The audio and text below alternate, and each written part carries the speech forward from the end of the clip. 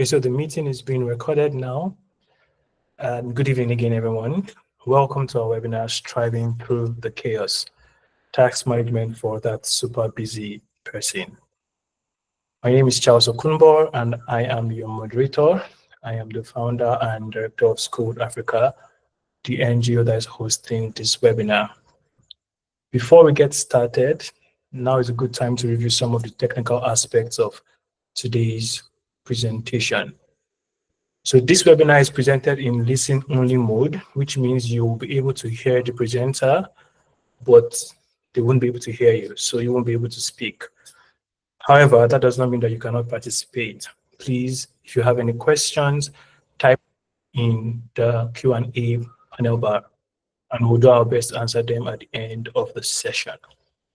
However, if the need arises, we may temporarily grant you the ability to unmute your mics and speak as the case requires. For that to happen, you would have to raise your hand, and then we can temporarily allow you to participate in the meeting.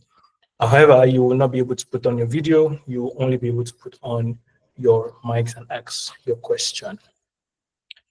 Today, we'll be hearing from Newton Ikire, a Scrum Master and Agile Coach, passionate about helping teams turn workplace chaos into smooth, scalable executions. He has led over 400 engineers through Agile coaching programs, designed scalable systems, and championed strategies that balance structure with creativity. Over the years, beyond his industry expertise, he has been passionate about helping young professionals and students apply tested management methods to everyday life, from organizing projects to mastering personal productivity.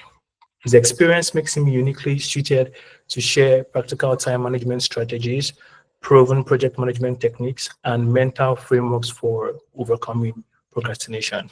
Newton is a seasoned professional with a strong background in project management, technology leadership, and people development. With that, let's welcome Newton Ikire. All right, good evening, everyone. Please confirm you can hear me. Can you hear me? All right, fantastic. All right, so now confirm you can see me. Can you see me? All Yes. right. All right, thank you, Charles, for the introduction. As you said, my name is Newton, and I'll be taking you on this journey.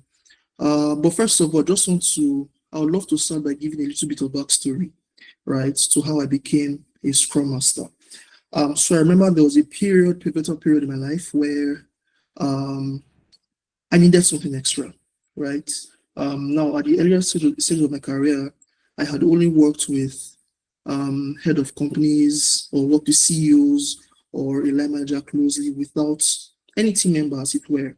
And at that point, I needed something that would basically like a collaboration, teammates, right? I needed to work off people, have that synergy of what for the lack of a better word, a proper office structure would look like.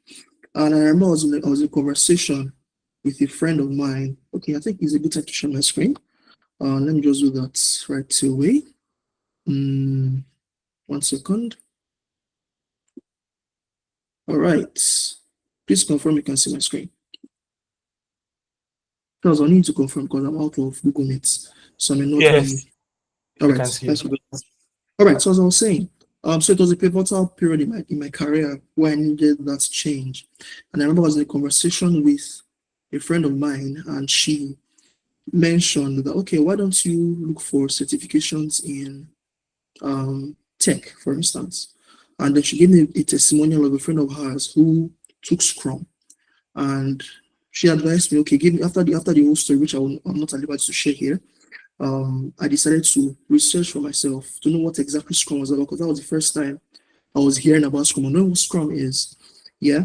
And for some reasons, I know her prompt was, her request was, search for any tech certifications that you can do, right? But a friend of mine did Scrum, and this has been a journey till now. But I started with Scrum. I didn't go anywhere. That was the first time I was learning Scrum, and lo and behold, it was like a Christians would say Kairos, right? It was a Kairos moment where everything I needed in a workplace was actually there. And I texted and I said, I have found what I wanted. Like, literally, this is what I craved in my career. And I took that step to looking for companies where they practice Scrum, right? Which is going to kickstart my topic, my topic here today. Now, talking about task management for all professionals. Now, from my background as a Scrum Master, which is a framework, Scrum is a framework on Agile methodologies, I thought it would be good to give an overview of what Agile is. Yeah. Another thing I would love to mention is, okay, I'll say that at the end as we progress. Let me just go on. So, another view of Agile. What is Agile? Okay, this is tricky because I've said with a show of hands, I'd love to see those who know what Agile is, but I'll be unable to see the reaction, but I'll go ahead. Now, Agile is a project management and software developmental framework that emphasizes iterative cycles, flexibility, collaboration, and rapid response to change. Yeah. Now, the keywords here: iterative cycles, flexibility, collaboration, and rapid response to change. Now, for those who may not know what iterative cycles mean, now what that means basically is you are building things in bits by bits, little by little. Now you have a whole project that you want to go through. Yeah. But what it means to build in iterative means that you're building blocks by blocks, bits by bits, till you get the full thing. And these little things you are building are working things themselves. Yeah, now in software development, they are called iterations. Now these iterations are working software, right? Now this is a foundation to our task management, what this topic is all about. Yeah. Now the next point I want to talk about is the core values of Agile, which is also similar to what is in the first point. Now the first is individuals and interactions over processes. Now, what this means is that if you're working in Agile, what is more important is the communication you have with your colleagues, the communication you have with people over the structure you have in place. Say, for instance, you're in a company where you have like a direct kind of communication. For instance, yeah, you only have access to your line manager. Yeah, if you have any problem, you have any queries, you have any resolutions that you would need, there are only specific people that you can talk to. But what Agile does is that as long as you're part of a team, whether that person is your reporting line or not, as long as you're part of that team, communication is expected, interaction is expected. So that's what I mean by interaction, individual interactions over processes. Please confirm you can see here, Charles. Yes, I can.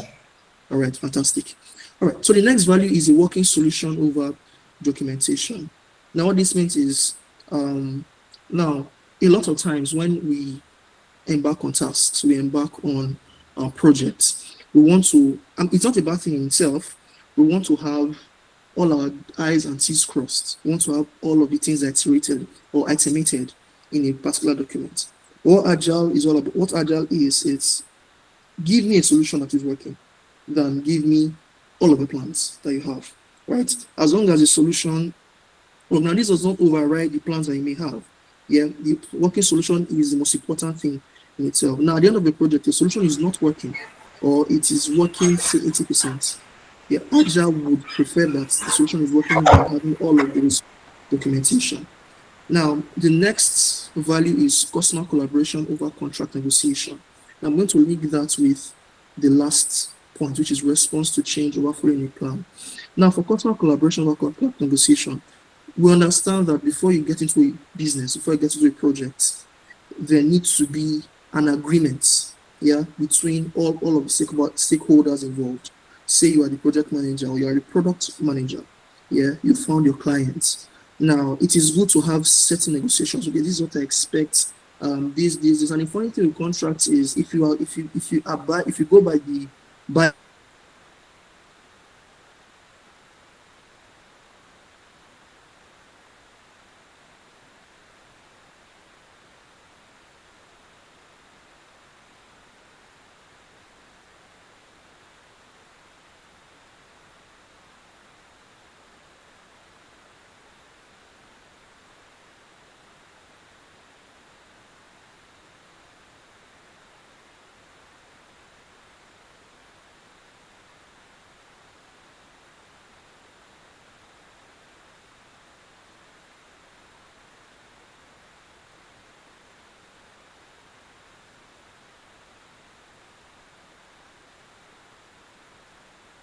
So I think we may have lost Newton there for a few minutes. So let's just hold on as maybe he has network issues or something. We'll probably be back shortly. So.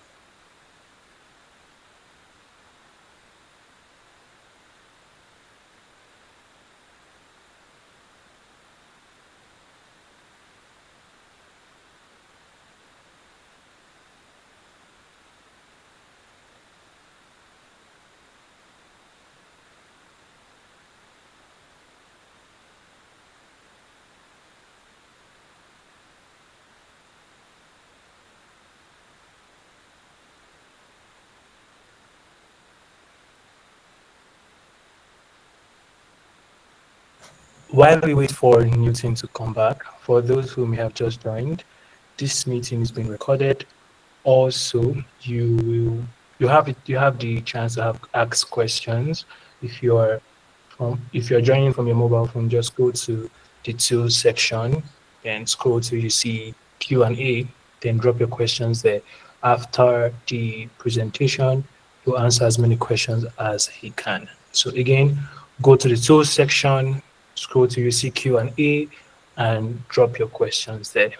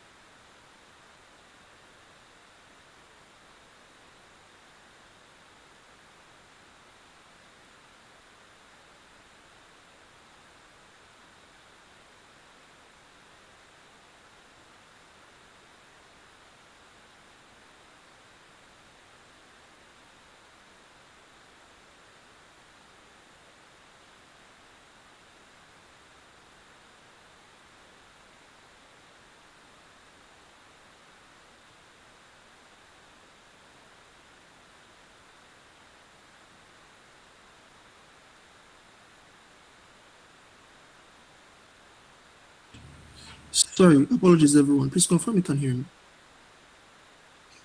All right. Yeah, we can hear you. Come okay, back. So now the challenge now is I don't know where you stopped hearing me because I was talking till I requested for you and I realized my Wi-Fi had gone out. So can you please remind me of the last thing you heard? So just bring your slides and maybe I will show you the slides you were on.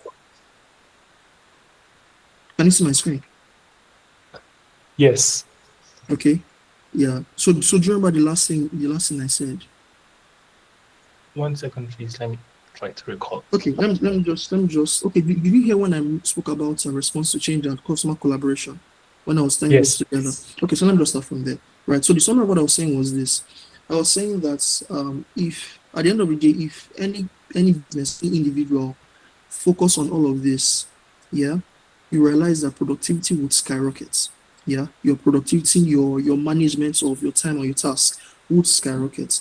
And I was talking about how a lot of people, when they hear agile, the first thing that comes to mind is that, oh, this sounds like as it's written here, it's a project management and a software developmental framework.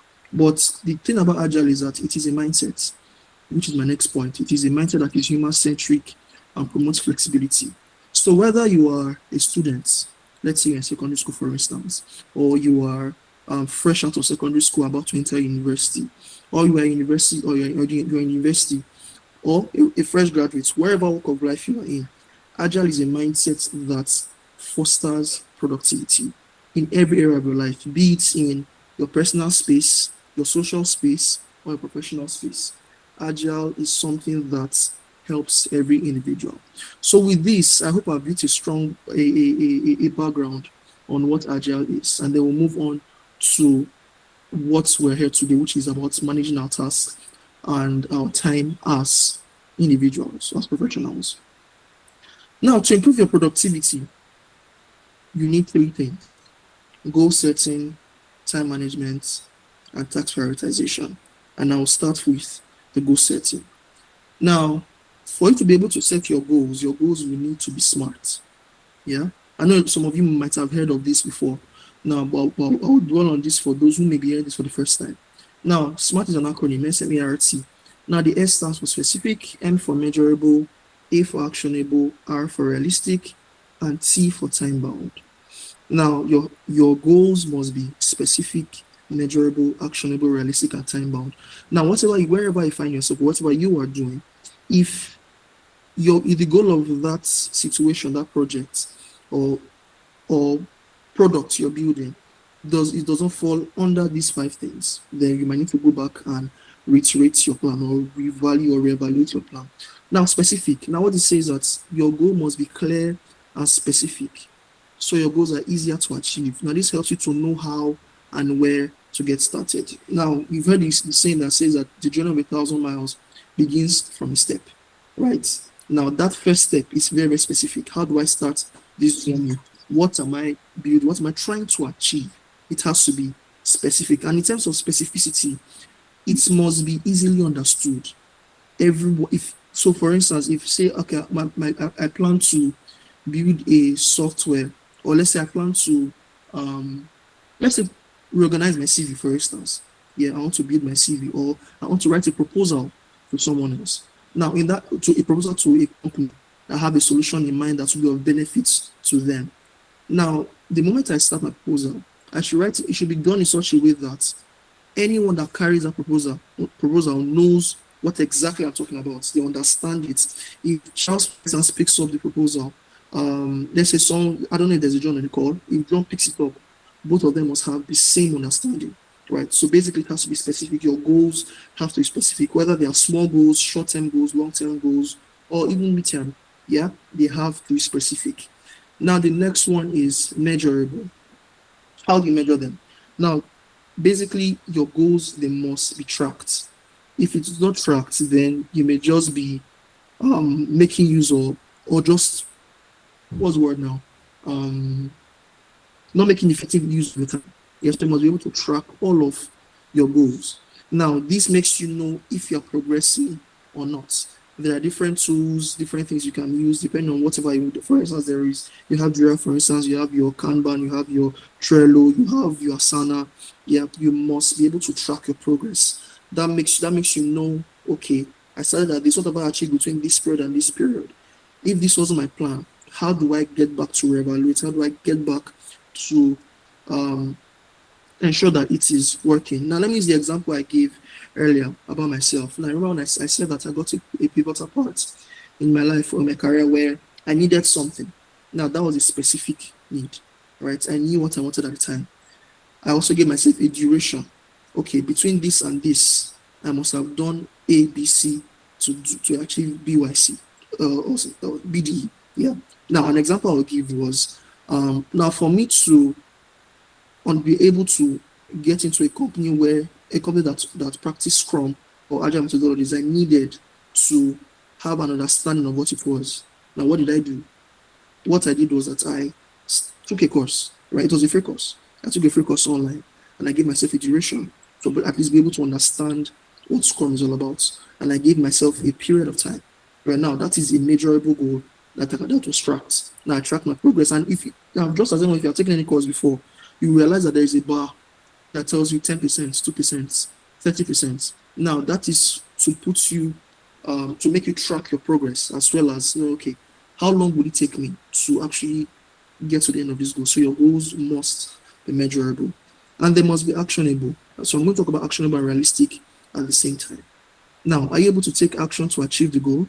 Actionable goals ensure that the steps to get there are within your control. You should not take an action that basically is out of your scope, or out of scope of the goal, or even out of scope of whatever you're going to do. So each of those measurable steps, each of those steps you're taking, there must be things that can be done. Yeah, they're not things that are vague or ambiguous. They are things that are direct, things that will bring clarity to the end goal at the end of the day. And then realistic. Do not overwhelm yourself. Avoid unnecessary stress and frustration by making the goal realistic. Right now, there's this sudden thing with humans that there is this natural natural tendency to want to overwhelm yourself or go beyond and above what you're doing. No, take it easy. Be realistic, step by step, day by day. And lastly, it must be time bound. There must be a duration. Every project has a duration. If it's not time bound, then I don't know what you're doing. Yeah, it must be time bound. If it's a month, if your goal is for a month, you must ensure, okay, at the end of the month, what have you achieved? It's measured. So all of these things, right? Now it's not that it's a step-by-step thing. They work hand in hand. The goal is specific, it must be measurable, it must be time bound, it must take action, and it must be realistic as well. Now, this is the first step to any project. Regardless of how small it is or how large it is, it starts with setting the goals. You must set your goal of that project, set your goal of what you need to be achieved in that period. Please confirm you can see him, Thomas. Yes, I can. All right, fantastic. Yeah. Please, okay, I wanted to make a request. If it's possible, I will need also have a pen and a paper because I have an exercise I will use to buttress the point later on. Please indulge me for that. So please get a pen and a paper as we move on. Thank you. Okay, so the next one is time management techniques. One of the things that a lot of people struggle, a lot of people in different cadres of life, amongst all demography, is managing your time. Now, how can you manage your time? There are different ways of doing that. Now you have a project, you have a goal. How can you ensure that you are on track? How do you ensure that you're on course? Now there are different ways of managing your time. Now, if you Google how can I manage my time, there are lots of resources, lots of examples or ways that you can manage your time. But I'll speak on a specific few of them. Now, the first one is time tracking. Now, this is the process of recording how much time is spent on specific tasks or projects. Now, this helps you measure your productivity. Now, let me give an instance. Let's set a goal. Let's say, for instance, you are a software engineer, for instance. Okay, let's use a software engineer. You are given a task, and you are given 1 week, to complete some tasks. Now, how do you ensure that? Now, when I give you a task, now a lot of things going to play. You have to research on what that task is all about. You have to understand the tools you're going to use for that task. You have to know how long each of those items to build will be done. Now, what you can do is you can set you can track how long it took you to study. Like, it's okay, I want to spend 5 minutes in studying, or let's say 30 minutes in studying this task. Track it. Yeah. Or let me leave software engineering. Let us say you are you're an event planner, for instance, right? How long would it take you to get certain items or contact a vendor and let the vendor deliver whatever item you want for your event? Track your time. It's a process of recording how much time is spent on a specific track or project. Now, I'll talk about second one, time blocking as well. Now, time blocking is one of my favorites because it helps you to maximize your productivity. Now, what time blocking does is, let's say you are a very busy person, or let's say you're not busy. You have an array of tasks to be done, and you have an overwhelming, and you are seeing that the duration of your deliverable is not achievable. How does time blocking help? Now, you itemize all of your achievements. Let's say you have things you need to achieve in 1 day. Now you highlight all of them, and then you give each of them specific time. Let's say from 8 to 9 o'clock, I wake up in the morning, have my bath, make my breakfast, do whatever I need to do, freshen up, and be ready for my day. 9 to 10, I have a task, maybe read a book, or let's say, have my prayers. Then 10 to 12.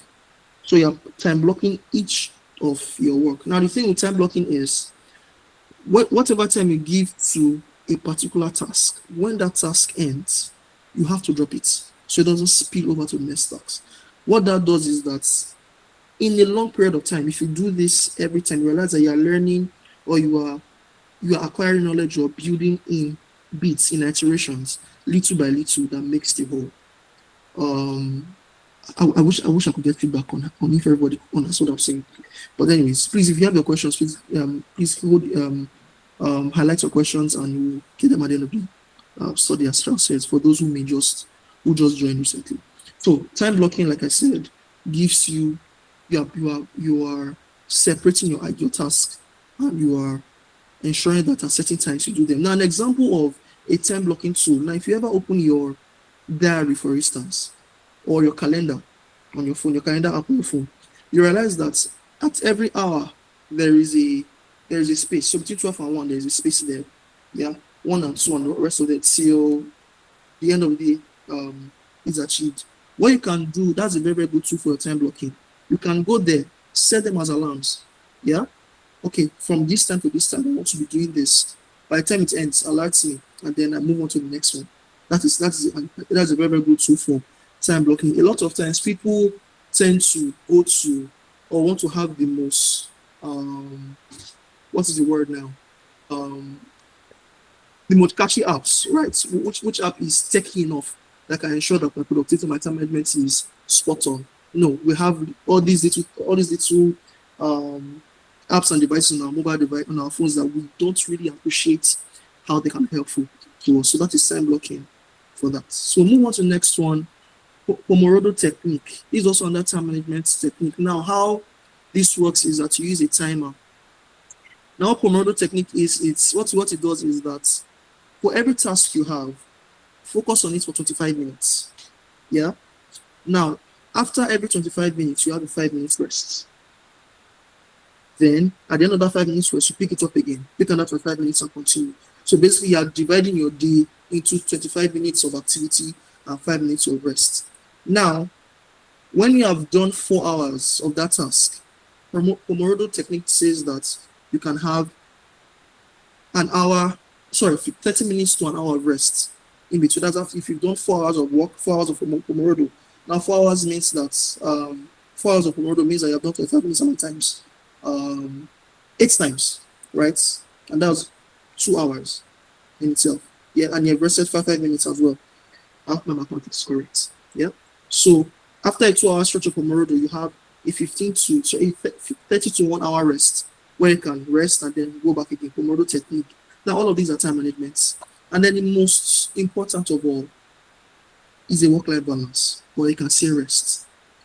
A lot of times, the reason why people are not productive, the reason why it feels as though there is not enough time, is because work-life balance is non-existent, yeah, or very, very, very, or inadequate.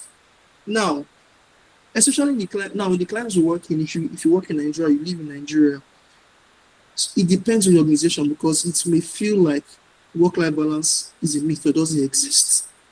But it does exist. A lot of times, you have to enforce work-life balance.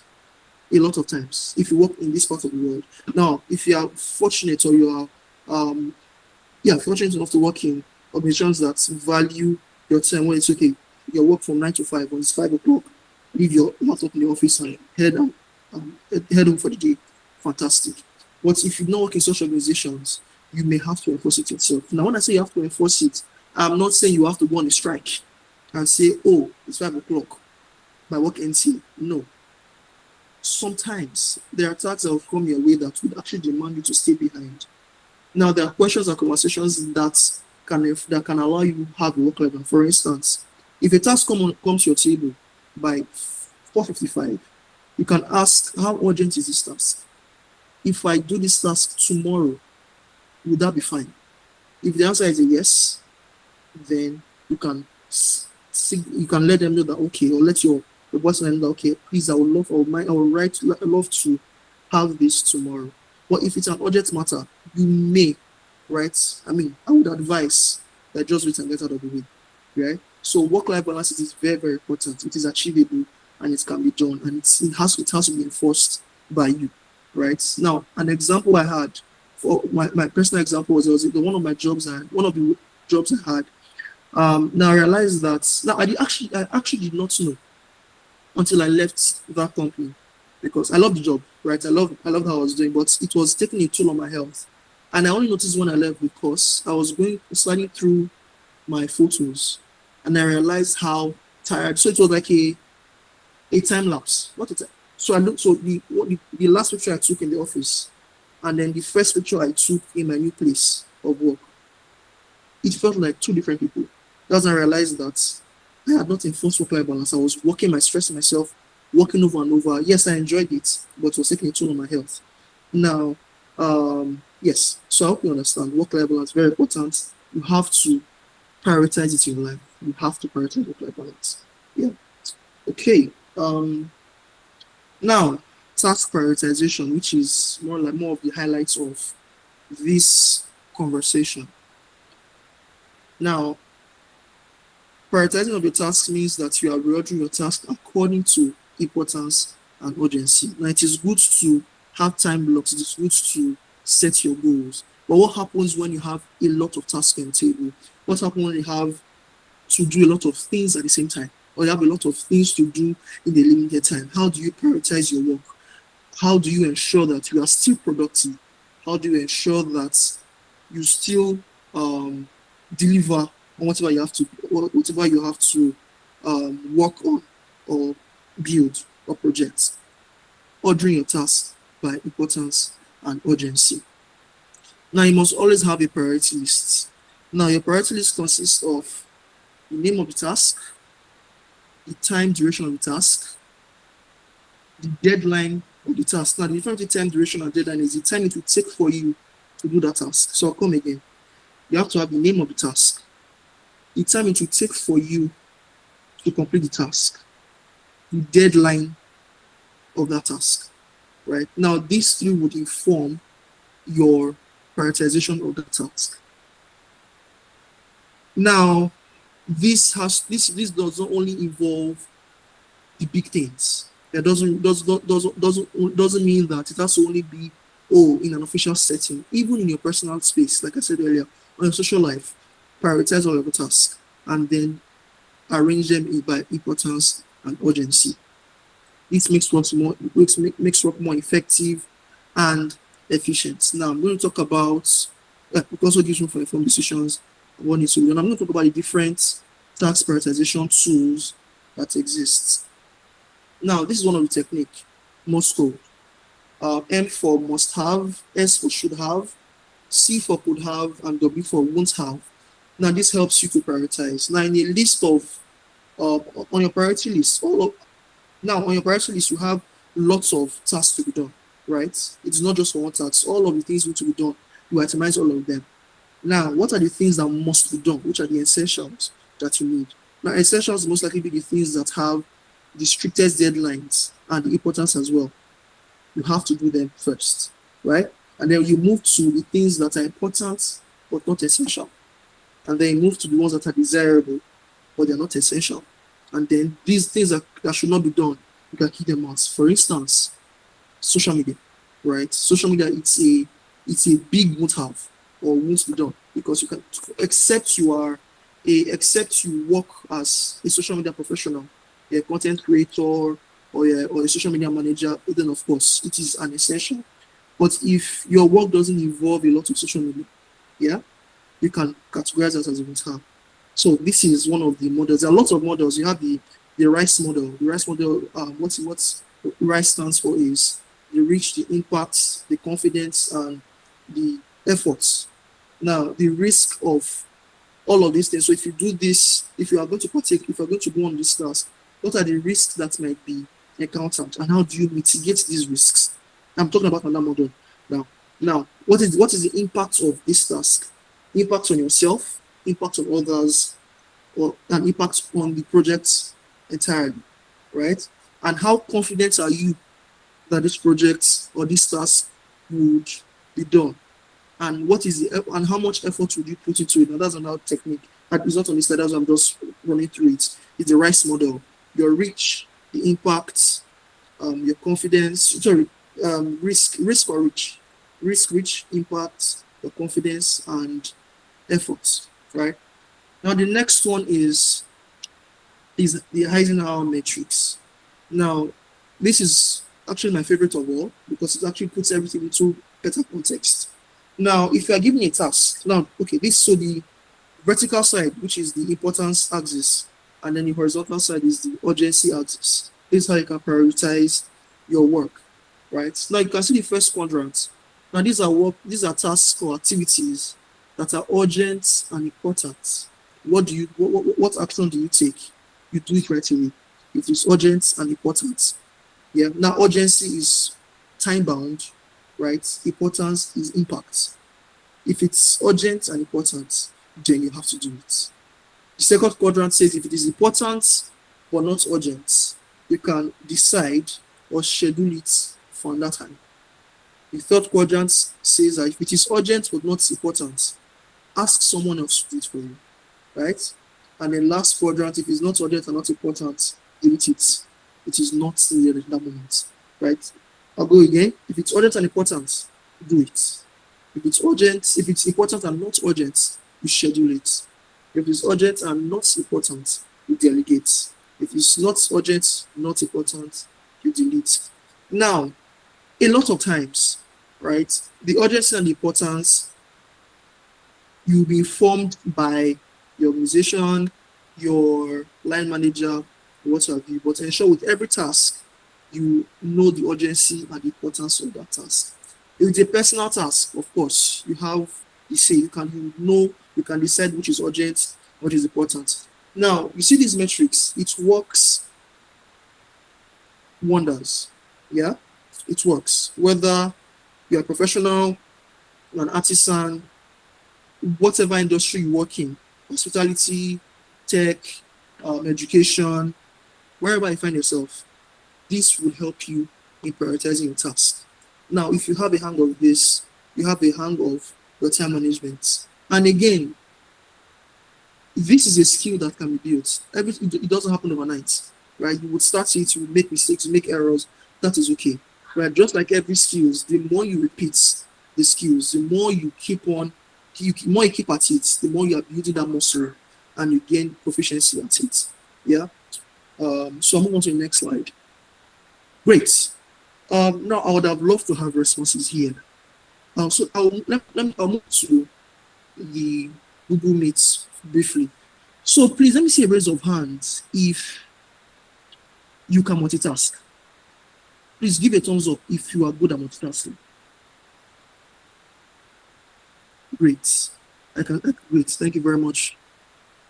Someone used a crying emoji. All right. Someone said no. Fantastic. Okay. And we can give more responses. If you are really good at multitasking, you are very, very good at multitasking. Right? All right. Someone said no. Someone is thinking. All right. That is fine. Okay. Okay. So this may come as a surprise to some people. I can see some familiar names on the call that have heard me say this before. Multitasking does not exist. It is a myth, right? Now, multitasking, it means that you are carrying out 2 or more tasks simultaneously at the same time. That is not possible, right? What we do a lot of the time is switching tasks. We do not multitask. Yeah, we switch tasks. Now, every time I've said this, I've heard lots of examples. People have said, "Now, come on, it's not possible. What if I am washing my clothes, for instance, and then I am boiling rice? Yeah, I can be washing my clothes, but the rice is still in my head." But the answer to that is you are not doing the 2 at the same time, right? We are actively participating in one, and they are passively participating in the other. What I'm trying to say is that to be productive, you need to focus on one task at a time. I know some people now. This is a joke I can say. A lot of you that have on your CV. I am good at multitasking and I work under pressure. You might need to edit that line, right? Because it may not speak well for you because no one multitasks. Yeah. Another example that someone has another debate or argument that someone has brought to me is, what if I am driving and I'm listening to music at the same time? Am I not multitasking? Actually, you're not. Yeah, because you are actually doing one and passive with the other. So let me put it this way. So the music is playing, right? And you're driving. Of course, your mind is focused on driving, right? You might say, what if I am singing? Singing in itself, it's a passive activity. It is not active, except you are doing that professionally. But in that instance, the singing you are doing, it's passive, not active. Now, when I mean active and passive, what I mean is that by active, I'm saying that you are body, mind, soul, and spirit on that task, right? There is no distraction. Passive is you don't necessarily have to pay attention to it. It happens involuntarily, right? It happens. You don't need to put an effort to it. So multitasking is a myth. Now, for you to be productive, you need to know how to switch tasks effectively. Because whether I like it or not, you'll be able to do, you find yourself where you have to switch between tasks. Well, how can we make your task switching effective and productive? You need to pay attention to your switching costs and your attention residue. Now, explain what this means. Now, switching cost is, let me give an explanation. So let's say I am working on, let's say I'm a photographer, for instance, right? And okay, let me use myself as an example. So I'm a scrum master, yeah, and I'm also a music director, yeah. So I have to work on my task, and I also need to ensure that on my music director job, I also have that in check, right? I have the tasks at the same time. I've said, okay, between 8 to 12, I'll focus on my Scrum Master job. And between my lunch break, let's say 1 or 2, I would go to music direction. Now, what happens when I'm switching back to Scrum Master by 2 o'clock? What I'm doing then is, if I do not have an idea, if I do not remember, right, have an idea of, or let me put this way, the moment I'm switching back my Scrum Master job, and I'm saying, okay, where did I stop? Okay, I was trying to do this. There was an idea I had. Okay, I was trying to do this. That is switching cost. Switching cost is when you're trying to remember what you dropped off or what you stopped at, or your last task, the last step you're about to take in your previous task. That is switching cost. And if you note, and if you understand this analogy, what happens is that time is being wasted, right? Now, attention residue. Attention residue is, I have switched from my Scrum Master role to my music director job. But as I'm doing the music director work, right, an idea popped into my head that I should do with the Scrum Master job. But I'm already dedicated here and focused on my music director activities. That is attention residue, because my mind has not left the previous job, the previous work I was doing. I hope you understand. Please let me see. Please, if you understand this explanation, let me use it to see your emojis. If you don't understand, you can use the thumb down and I can go over it again. If that is fine. All right. Okay, someone doesn't understand. Okay, so I'll go back again. All right. So I said switching costs. Yeah. Switching cost is the time you use in reminding yourself of what you did in the previous task. With the example I gave, I said I'm a Scrum Master and I'm a music director. Right? I have my project manager roles to do, and also have my music activities to do as well. Now, the moment I switch from project management to music, yeah, and I'm now switching back to project management because I have time blocked, or I have time tracked, or I'm using Pomodoro, yeah. The moment I start asking myself, where did I stop in the Scrum Master role? What was I trying to do? What was the idea that what was the thing I was trying to achieve? Okay, how do I continue? Yeah, that is switching costs, which is not good at the end of the day. Yeah. Then attention residue. It's when you're switching from one task to the other task, but an idea from the previous task is still on your mind while doing a new one. That is attention residue, because at that moment you are distracted, whether like it or yes, because you are no longer focusing on one role at a time, but you are now all over the place. Now, how do we keep switching costs and attention residue to a minimum?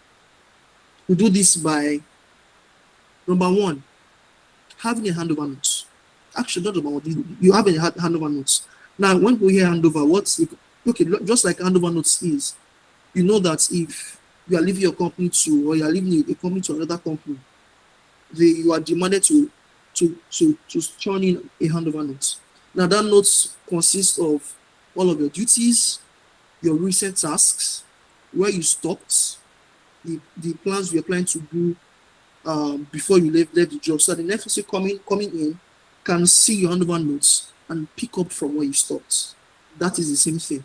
So if you are switching from one task to the other, you should have a handover notes. Now, what should be in your handover notes? What's the task you're doing? The last thing you did on that task. The next thing you are going to do before you stopped, or the thing you're going to do before you stopped, and any ideas that will come to your mind before switching. That is handover notes. Now, let's say you switched to the other activity and an idea comes up while you're on that task. So you can quickly get your handover notes and write it down and move on. Yeah.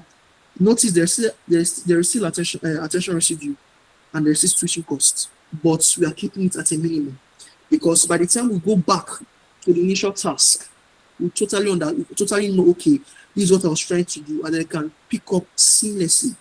Yeah. Now this helps in your task switching. Again, I said multitasking is not possible. We switch from task to task. And when we switch from task to task, we can still be more productive in doing that. How we can maintain productivity is that we keep our switching costs to a minimum and the attention residue to a minimum, because these two cannot be eliminated. They will always be present. So that being said, please, we have our pens and paper, and I have a little activity I want us to do. Please let me see the thumbs up if you have a pen and paper. Great. Thank you very much. So you have your front and back, right? I'm going to have my timer here. Let me put my timer. So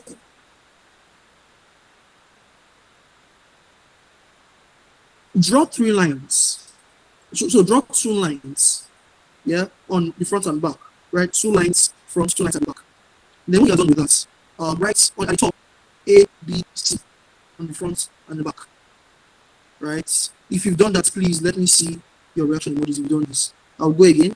Right, 2 lines front and the back of the paper. Let the top be A, B, and C on each of the columns. Have you done that? Please react if you've done this. Fantastic. So I'll be having a 15 seconds timer.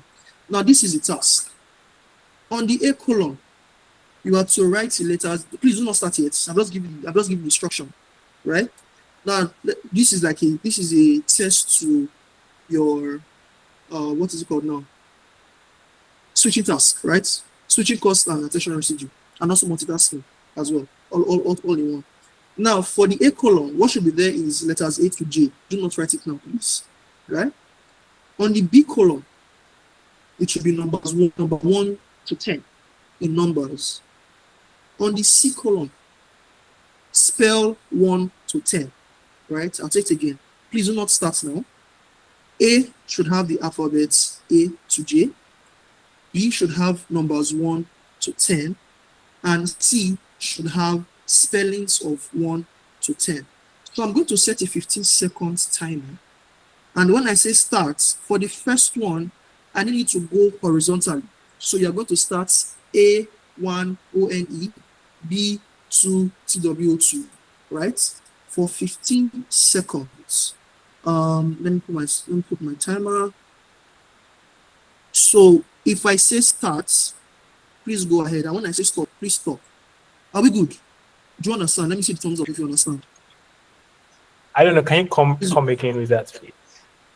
Okay, show me again. All right. So I said on your paper, right? 2 lines, A, B, C, front and back, right? A, B, C in the front and at the back. Now the A column should have alphabets A to J. Do not write it down. Now you can write the instruction somewhere, right? A column should have the alphabets A to J. The B column should have numbers 1 to 10. And the C column should have the spelling of 1 to 10. Do we get it now? Please make use of reaction emojis if you got that.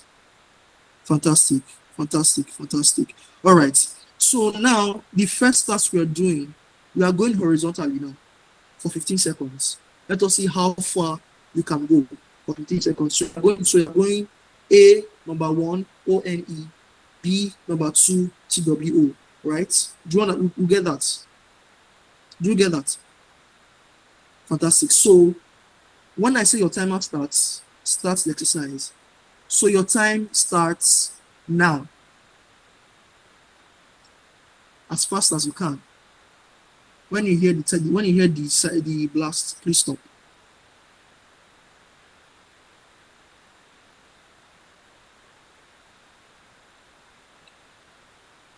All right, so your 50 seconds is up. Please stop. Stop wherever you are. Now, turn to the other side of the paper, right? The same ABC. Now I need you to do top to down. So do A to J, number 1 to 10, and ONE, spell 1 to 10, right? Do you get that? Did you get that? Fantastic. So your time starts now. Oh, so somebody, oh, please stop, please stop, please stop. Somebody did not get this. Please stop, please stop, please stop, please stop, please stop. Right? So then on the second paper, right, the same 2 lines, right? If you started, please you start again, right? So I said on the back of it, the same 2 lines, A, B, C. Now we are going from top to bottom. We are not going horizontally anymore. We are going vertically. So you are going to start with A, fill A first, which is what? Alphabet A to J. Then move to the second one, write number 1 to 10, and then the C column, spell number 1 to 10. Do we understand now? Do we understand? Fantastic. So your time starts now.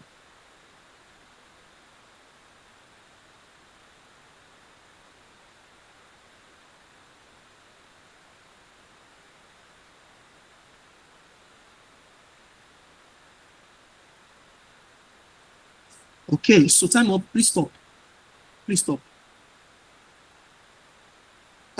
Charles, is it possible for me to get feedback from people now? Is it possible? I actually want to get feedback from them. If you have anything you want to share, Charles, is it possible for people to speak? Yeah, it should be. So okay, let's have one. Okay, so if you want to, okay, fantastic. So if you love to share your insights, please you can raise your hand if you are willing to share your findings on both exercises. Anyone? Anyone?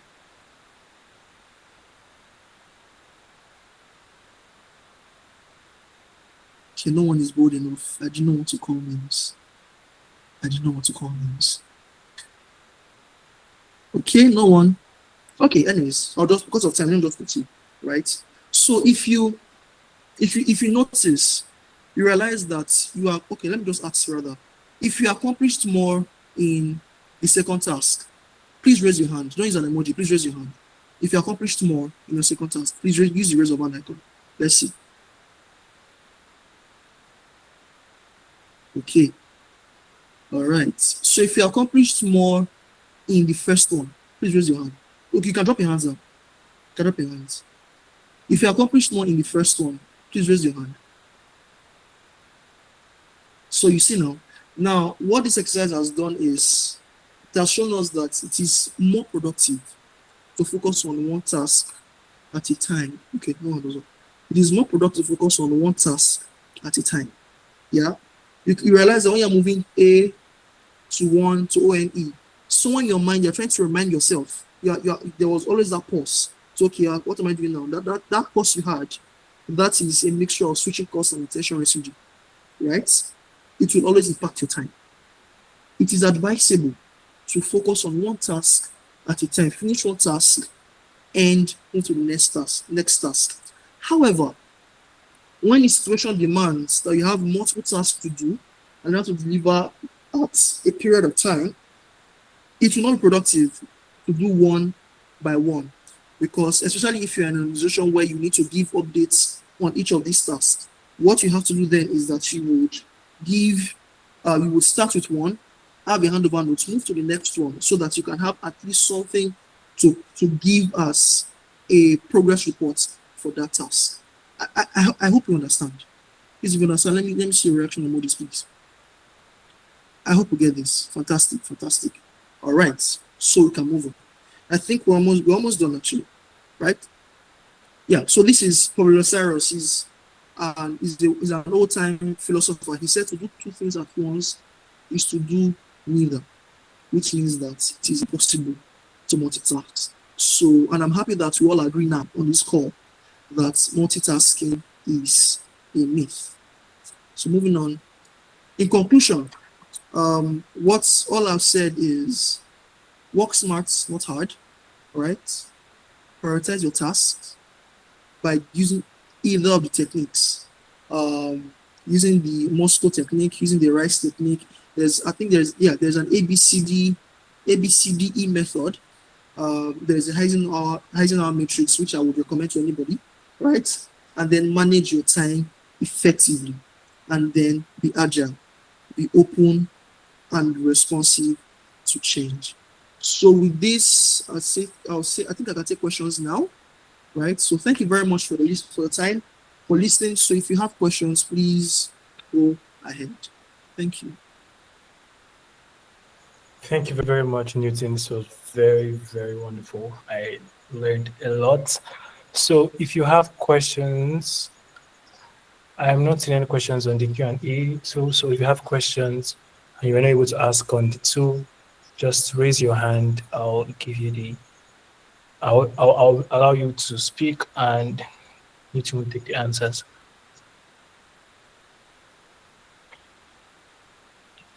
While we wait for people to work up the confidence to answer questions, I have a few questions myself, Newton. So in the beginning of the presentation, you mentioned specificity, right? You said for your goals, you have to be specific. My question is, how specific do you need to be, especially when you may not necessarily know everything about something you're trying to do? How specific do you need to be? Okay. So how specific we want to be? Thank you very much. That's a good question, actually. Now, what is your, so let me come from a product perspective. Yeah. So you're building a product, for instance. What solution is your product solving? Let me use this conversation as an example. Now, we came on this call, right? What was the main reason why this had to happen? Because we wanted to let people know how to manage their time very well, to make them more productive, or to increase their productivity, to make them learn how to prioritize their tasks, right? And also encourage them to limit their attention residue and switching costs. And I see this as I've mentioned, they are actually specific things, right? They are literally the goals that you need. So it has to be specific, it has to be spot on, right? It's that. Can you hear me? Yes, I can hear you. Okay, great. So it has to be spot on. It has to be direct, right? There has to be one thing you're achieving. What is the goal in itself, right? So if these things are not itemized, you will just be, for lack of a better word, dilly-dallying about, right? So specificity is the goal, what you aim to achieve, right? That is specific. That's the specific part of SMART. I hope that answers the question. Yes, it does. Thank you very much. So we have a question here. Someone says, so the handover notes feel like a lot of effort, especially when the tasks are little tasks. Because how can I apply this effectively / wisely, even, well, when the tasks are little tasks? Good question. So the handover note doesn't necessarily have to be a long PDF in itself, right? It can be a 5-liner, right? So of course, you know the task you're working on. Task ABC. The last thought I had, or where I stopped at, this is where I stopped. What was my next task? This is what I want to continue with. Any ideas in my mind at the point of switching? That is all you need to. That's all your handover note needs to have, right? The task in itself, where you stopped, your next line of action, and any ideas that would come up as you're switching over, or that came up at that moment that you're switching. Do you understand? So it is not a complex tool in itself. It is not a complex documentation. It is just for your own. It can be typed on your phone, right? It doesn't have to be. It's not like you have to have like a proper folder or something. No, it is not quote unquote, as we say, it is not that serious or that deep. It is just to help you, right, to limit the time wastage or your switching costs in your product, in your task. I hope this answers the person's question. And you see? Yes. Yeah, thank you. So someone also wanted to what you said the acronym for the RICE method means? The RICE method. Okay. So it is reach, impact, reach, risk. I'm confusing that. I'm confusing reach, either reach or risk, right? Impact, confidence, and efforts. Yeah. All right. Thank you. For the person who asks about the slides, yes, the slides were shared after the presentation. So the emails you just register. Okay, we have a hand up. So let's see.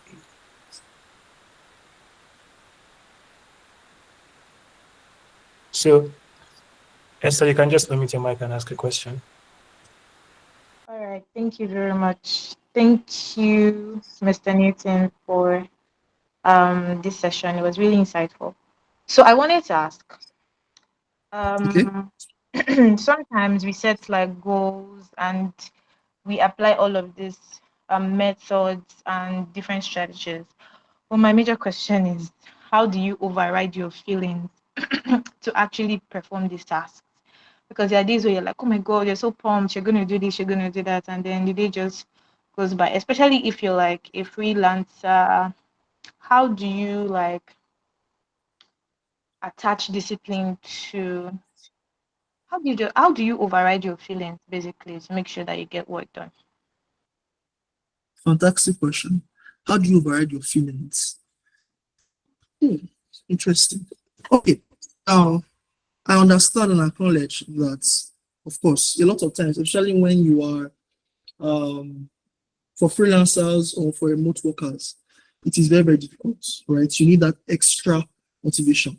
Now, so let me start from what Agile does, or what Scrum, a framework in Agile, what they do, right? So one of the things that helps limit this is what they call a daily stand-up, or what is called a daily stand-up. Now, in the daily stand-up meeting, I'm moving from the professional circle, like when you have teammates, and I'm moving down to the personal, right? So in your daily stand-up, you are responding to a few questions. What did I do yesterday? They're giving the report basically, right? What did I do? Or what did I accomplish yesterday? What am I doing right now? What do I plan to achieve by the end of today? These are the three questions you are responding to in a stand-up meeting. Now, you see this meeting, by the time you're in that meeting in a corporate setting, it sort of, quote unquote, energizes you, right? And you do not want to be that person that will come to the meeting the next day without something to say. So it sort of pushes you to achieve your goals, right? That is one of the reasons why daily Scrum was done, and also to make your work transparent, and also to improve your productivity. Now, if you bring it down to your personal work, let's say for freelancers, for instance, you have a task, you have a job to be done, right? You know that. So, personally speaking, I would think that if knowing that, number one, your reputation is at stake, right, should be enough motivation for you, right? Your reputation is at stake, or even your remuneration at the end of the day will be at stake, right? To be enough motivation to push you, right? But if all of these, they're not helping, get an accountability partner, right? Someone that will hold you by the neck, right? Someone that will literally drag you out of your feelings, right? And I'm sure that there are one or two people in your circle that will do that for you. Even if you don't have, you can reach out to a mentor. Yeah, okay, this is what I plan to do. Because a lot of the time when you submit yourself to someone higher, right, it's sort of puts a lot of things in perspective for you, and it puts you on your toes. So if you you reach out to a mentor and say, okay, this is what I plan to achieve, right? Would it be okay if I can have that daily stand-up routine with you every day? It may not even be on the call, it could be text, right? So these are measures, these are systems to put in place. So basically what I'm trying to say is put systems in place, right? For those who work by themselves, or for those who have like personal things, or are working for or striving to improve themselves, right? It is not professionally tied, it is not remuneration tied. Build a system, look for someone that you can submit to that would keep you in check, and you can adopt the daily stand-up method. I'll repeat what it does again. And what the daily stand-up does is you are answering three questions, right? What did I do yesterday? What am I doing right now? And what do I plan to achieve by the end of today? The next day, you give that report on and on and on. So this system would suffice for anyone. Thank you. I hope that answers your question, Esther. Thank you. Thank you. Yes, it does. Fantastic. All right. Thank you, Esther, for the question. So, Nito, we have a couple more questions. I'll just read them. Okay. So, second, just keep this. If someone asks, so in your experience, what has been the most challenging aspect of project management and something you notice a lot of people struggle with and how to overcome it? Then I think somebody also asked how you deal with procrastination with tasks, especially when they answered big tasks. I think you answered that a bit when you're talking about just answering those questions, but if you have more to say about that, then you can just answer it now before going to talking about the most challenging aspect of project management and something you notice people struggle with and how to overcome it. Okay, fantastic. So let me start with the second one, which says how do you do procrastination? So see procrastination, sometimes it creeps at you. You will not realize it. All right. Now, which will bring me to this guy over here. Right. This is one of the tools that will help you with procrastination. This right here. So by the time this and this, right? So your time management as well as your prioritization would help with procrastination. Now, remember I mentioned social media. Now we live in a world where it is almost impossible, right, to go through, let's say, 2 hours without having a glance on your phone. Now, when people say social media, a lot of people they think of Facebook, Instagram, Twitter, X, even LinkedIn, yeah. But social media, even your WhatsApp, social media, even text messaging, right? It's a distraction. You can have a time to do away with it, or have a designated time, right, in your time blocking to attend to it. Because when like the procrastination will always come, right? It will come, but you need to build systems again, right? Build systems around yourself to ensure that you achieve what you need to achieve at the end of the day. And I hope this answers that person's question. Now, the first question, what has been my most challenging aspect in project management? Now, in my experience, so in recent times, the most challenging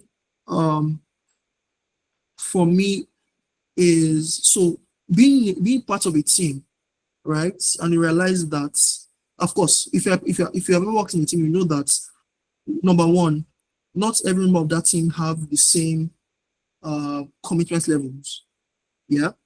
Also, not every member of that team have the same skill sets, right? People vary in their commitments, people vary in their skill sets, people even vary in their understanding of the project in itself, right? Now, the difficult thing is bringing all of these things together as one. How do you make everybody to be committed to the project, right? How do you make everyone have, because whether like it or not, there will be people on your team that there'll be one or two things that they will think is not important. If you work in tech, you will understand what I'm talking about. For instance, there are people who think that even in daily scrum or daily stand-up, there's somebody that think is not even important, right? What do? You have to communicate, right? As a project manager, your job is to mentor your team, right? Whether it's agile or otherwise, you should mentor your team, right? Mentor your team, coach them on what to do, let them see the reasons behind it, let them buy into why certain things are being required of them to do. Yeah. Now, how I deal with skill differences is I would pair someone that I know that is similarly strong, right, on a particular skill, with one that is not as strong, so they rub off on each other. Now, when both of them work together, right, the one that is less skilled picks up. They may not realize at the time, but over time they realize that they get to become better, right? So what you're doing now, you are pairing, and that is your job as project manager. You are coaching your team. You are putting them together to ensure that, okay, everybody may not be at the same level of skill sets, but the differences should not be, the gap should not be that wide. So I pair them together, and it goes on and on throughout the project. The other one I mentioned was commitments, commitment levels. Commitments is two ways, to be honest, right?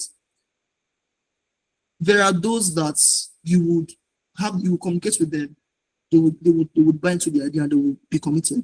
But there are others that would be otherwise, right? Now there are also different ways to attend to that, and there is no one rule for everybody, right? It is the more you're on the job, the more experienced you become, the more skillful you are in your decision making, the more skillful you are in your problem solving, right?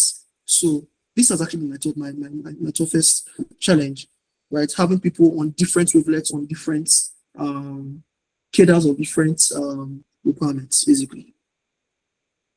Thank you. Thank you very much, Newton. So the last question, because we are already out of time, in paying asks, is there a format you have for ensuring you have the drive to note down your goals each day? Is there a system I have? Yeah, is there a format you have or system to ensure you have the drive to note down your goals each day? So what I do is I know what I want to achieve by the end of the day, right? And no matter what I do, I ensure, okay, let me put it this way. There is a weekly plan. Yeah, I know what I want to achieve by the end of that week. Now, that weekly plan is then broken into smaller bits, yeah, of what I want to achieve every day. Now, I will be kidding you if I say that I am 100% on the spot. I always actualize everything every day, no misses. That'll be like, there are days where I may not be as motivated as the others. But when those days happen, I ensure that on other days where I have some time, I try to make up for the losses of the previous ones, right? So your goals, and also when you are planning your goals for like the smaller bits, right? You should have some space for contingencies. Right now, for me, these contingencies are for days where I don't feel like it, right? And of course, you should also plan for rest as well, right? Days where I don't feel like it, I should have like at least pockets here and there that I can make up for it. I hope this answers the person's question. I think it does. Yeah. Okay, that's a thumbs up. All right. So thank you very much, Newton. This has been. Thank you, everyone, for listening. And thank you to Charles for this opportunity. Thank you. So we've come to the end of this webinar. Like I said earlier, the slides will be made available to everyone who registered, sent to your emails. But if you didn't register and just joined the meeting via a link, in about a couple of days, the slides will be uploaded on the SCODE website. That is scodeafrica.ng. You can also connect with Newton on LinkedIn. His name is Newton Ikire. Probably try to connect with him, and I'm sure he's going to respond. And if you have any other questions, you can ask him personally. So this meeting is also recorded, like I said earlier, and it will be processed and uploaded to the SCODE YouTube channel. So in maybe a couple of days, you can just check YouTube for it if you missed any of his explanations. Thank you very much. Thank you again, Newton, and good night, everyone.